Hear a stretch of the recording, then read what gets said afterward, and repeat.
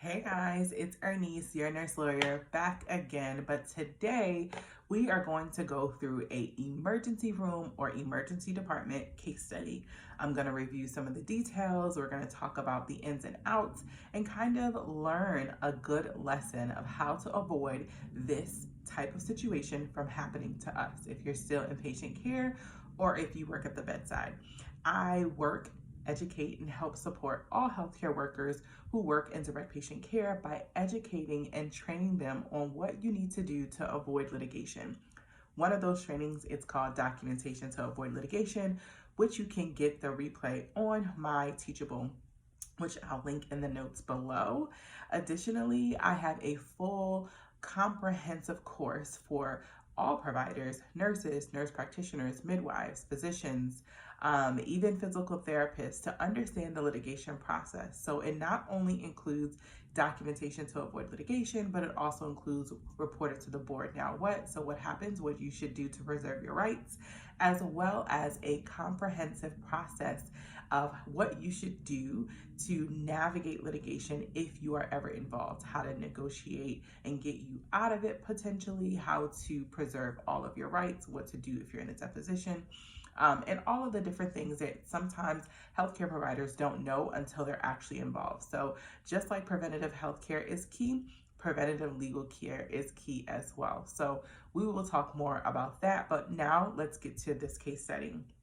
So this case study involves an 80-year-old male who was taken by ambulance to the emergency department for evaluation after experiencing an unwitnessed fall. This happens a lot in nursing homes and assisted livings, and so this is something that frequently comes to the ED.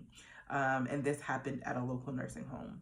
The patient had been living at the nursing home for a long time and had a medical history of severe dementia and osteoporosis.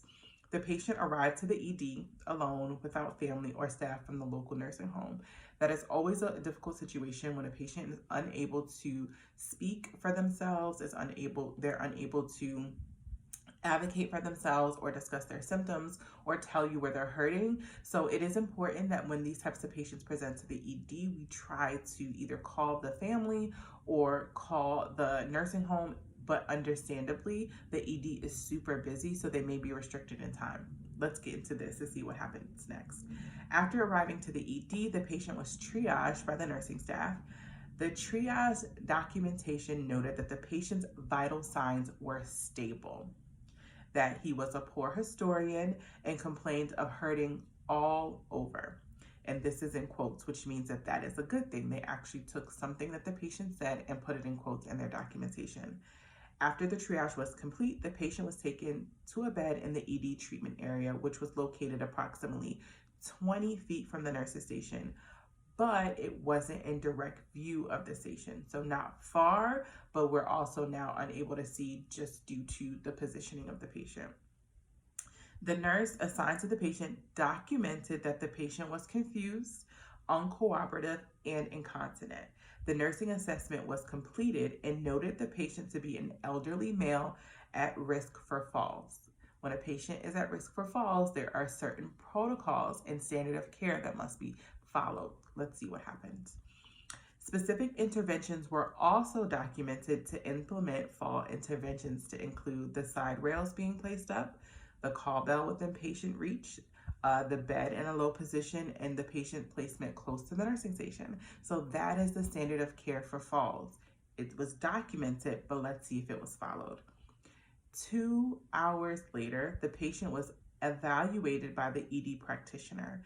The practitioner noted that the patient was restless and ordered a sedation medication in preparation for diagnostic tests, which included a CT scan of the head and imaging studies of the knee, pelvis, and ribs. The insured administered, so the nurse administered an ordered sedative, and the tests were completed in the diagnostic imaging department. The patient was returned to his bed in the ED, and the results of the diagnostic tests were all negative. This actually seems like a really good story. So let's see what goes wrong, because essentially everything seems to be done appropriately so far. After the patient returned to the ED, the nurse assisted the patient to the bathroom, noting that the patient was able to walk independently but had an unsteady gait. The nurse left the room after returning the patient to their bed, placing the side rails up and the call bell within reach of the patient. 30 minutes later, housekeeping staff found the patient yelling, laying on the floor on his right side next to his bed. Staff immediately responded and the patient was assessed by the ED practitioner. Standard of care protocols. Following the department protocol, staff applied a cervical collar to the patient's neck, placed him on a backboard, and then lifted him to a stretcher. The patient complains of pain in his right hip and his right leg and was noted to be shortened and internally rotated. Damage has been done. The patient underwent additional diagnostic tests and the hip x-rays confirmed a fractured right hip. So remember, he had just had diagnostic tests that were all negative, and now we have a fractured hip. Following his return from imaging, the patient was moved to a bed that was even closer to the nursing station. The patient was later admitted to the hospital from the ED and evaluated by an orthopedic surgeon the following morning. Surgical intervention for the hip fracture was recommended by the surgeon, and the patient's son provided consent for the procedure. The patient underwent an ORIF, which is an open reduction and internal fixation of his hip fracture. Post-operatively, the patient developed pneumonia, which required antibiotic therapy and a lengthened hospitalization.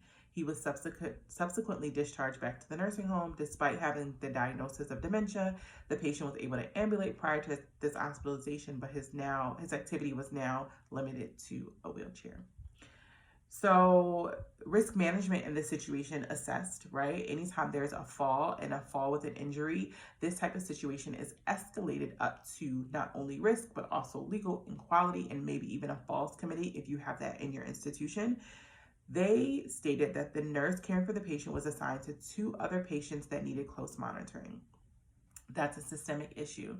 When documenting in your internal reporting system, that should be addressed. Not in your documentation of the patient's chart, but in your internal reporting system. I have 3 patients who are at high risk for falls. Even though they're all closest to the nurse's station, I'm unable to tend to all 3. Protect yourself. In this, they also noted that the nurse informed the supervisor of her concerns about not being able to provide adequate monitoring for this patient. Despite her concerns regarding patient safety, they were told that there was no additional staffing available.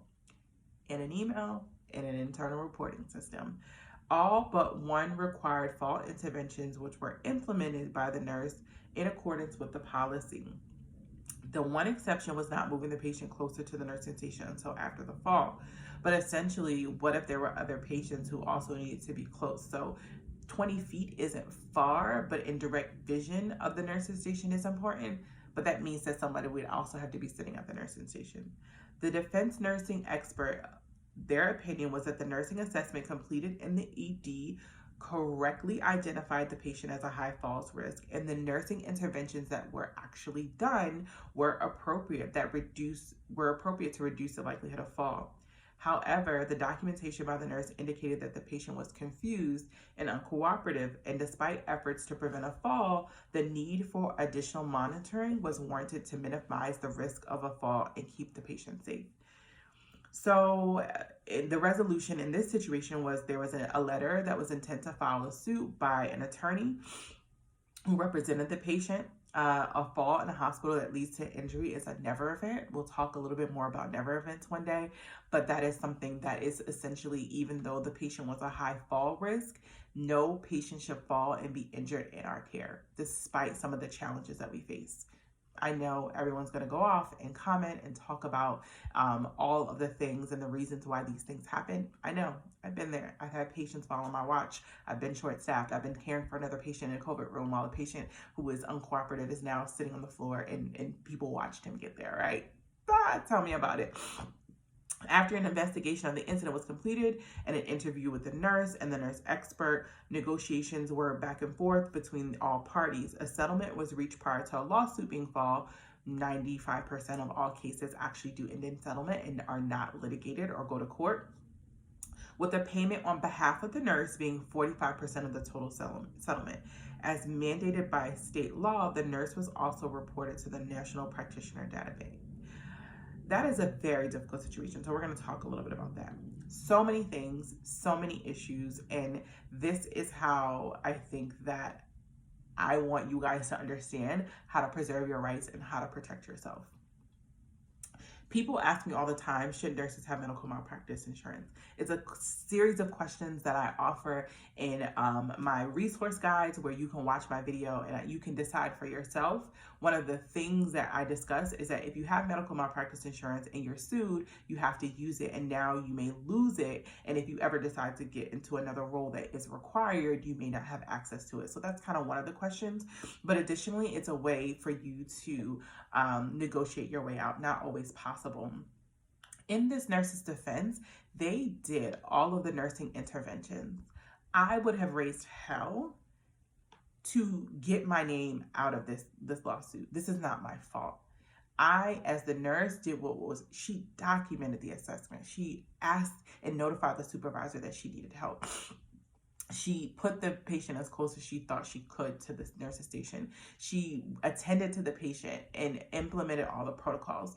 I would have negotiated my way out of this settlement so that, one, I wasn't reported to the National Practitioners Database, but also so that my name wasn't involved in a lawsuit and it's not showing that I am irresponsible, because now you have to explain this every time you go to get a job, right?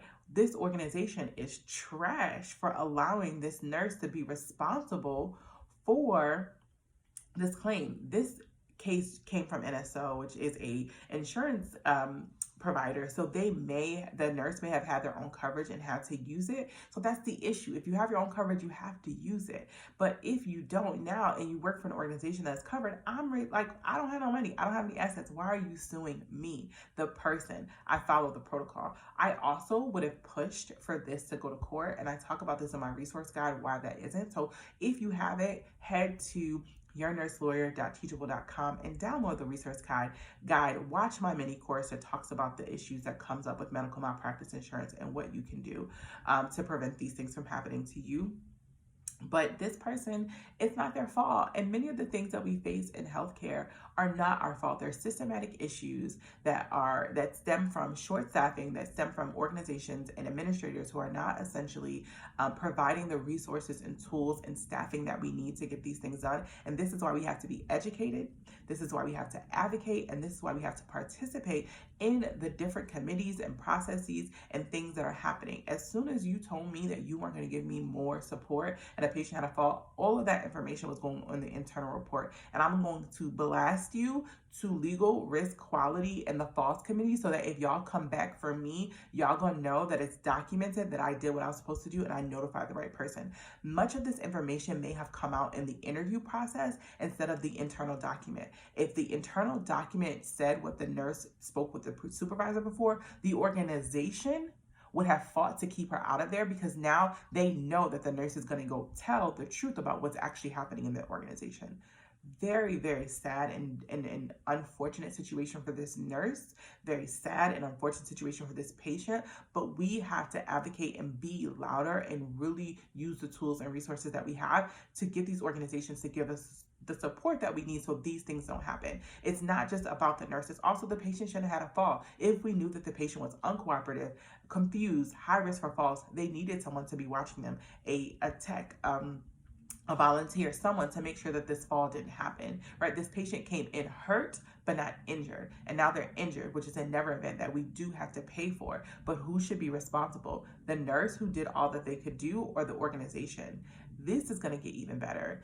Tap in, stay tuned in, like, comment, share, tag your friends, and subscribe, because we're gonna be going through more case studies here. I'm gonna be talking about all kinds of issues, tips, tools, and resources to help protect you, your license, and your patients in the work that you do. This is Irnise, your nurse lawyer. Thank you so much for watching. Have a great day.